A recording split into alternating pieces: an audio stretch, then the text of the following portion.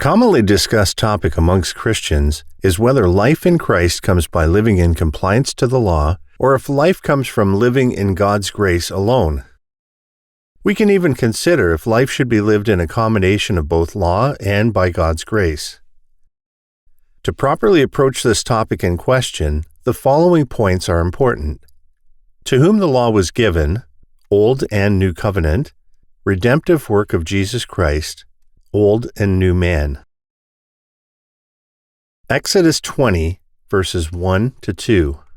And God spoke all these words, saying, I am the Lord your God, who brought you out of the land of Egypt, out of the house of bondage.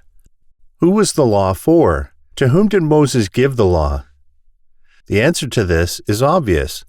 The law was given to Israel. Was the law given to Israel while the people were still in Egypt? No. God first redeemed people from Egypt, and then He gave the law after they had escaped. The laws that were given were rules for life for the redeemed people. This meant that it was not intended to rule the lives of the Egyptians or any other people. Moses' commands applied only to Israel. Therefore, this meant that it was not intended to rule the lives of the Egyptians or any other people. Moses' command applied only to Israel. Therefore, God only spoke to the people of Israel. The questions remaining are, when was the law given? Are Israel and others in the world still required to live in accordance with the law? Galatians 3:19. What purpose then does the law serve? It was added because of transgressions, till the seed should come to whom the promise was made, and it was appointed through angels by the hand of a mediator. So, when the seed came, the law ceased to be enforced, allowing God's grace to prevail. The separation between the law and God's grace was formed by the death and resurrection of the Lord Jesus Christ. John 1:17 also explains when the law became powerless. For the law was given through Moses, but grace and truth came through Jesus Christ. Where does the New Testament begin? Hebrews 9:16 and 17. For where there is a testament, there must also of necessity be the death of the testator. For a testament is a force after men are dead, since it has no power at all while the testator lives. So, through the redemptive work of Jesus Christ, the new covenant was put in place, leaving the law behind. But what came in place of the law? Romans 6:14. For sin shall have no dominion over you, for you are not under law, but under grace.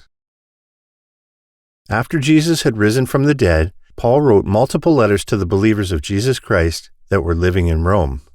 In Galatians 4, verses 4 to 5, But when the fullness of the time had come, God sent forth His Son, born of a woman, born under the law, to redeem those who were under the law, that we might receive the adoption as sons. Jesus was born under the law because His mother and father were Jews under the Old Covenant. The Old Covenant would be removed once Jesus died and rose again. After His resurrection, He also redeemed the Jews from their lives lived under the authority of the law. Now we are not living under the law, but instead under grace. No Christian denies that. And yet, why do so many Christians today still live under the law that has been conquered by Jesus' death and resurrection? Because they don't believe they are part of Israel, and they also live after the redemptive work of Christ.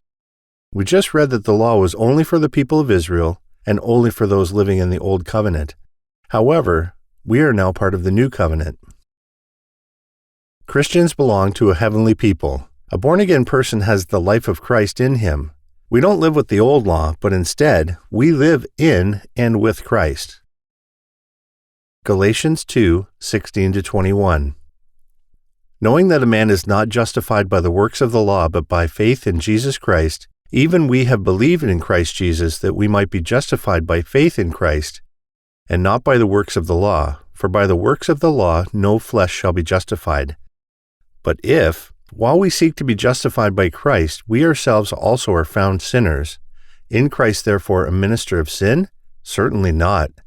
For if I build again those things which I destroyed, I make myself a transgressor. For I through the law died to the law that I might live to God. I have been crucified with Christ. It is no longer I who live, but Christ lives in me. And the life which I now live in the flesh, I live by faith in the Son of God, who loved me and gave himself for me. I do not set aside the grace of God, for if righteousness comes through the law, then Christ died in vain. What now? There is no more law, so everything is possible. And we can do whatever we like? That does sound great. And while it may hold some truth, it absolutely should not be your goal in life. Grab a cup of coffee and think about how we should live in the grace given to us by Christ.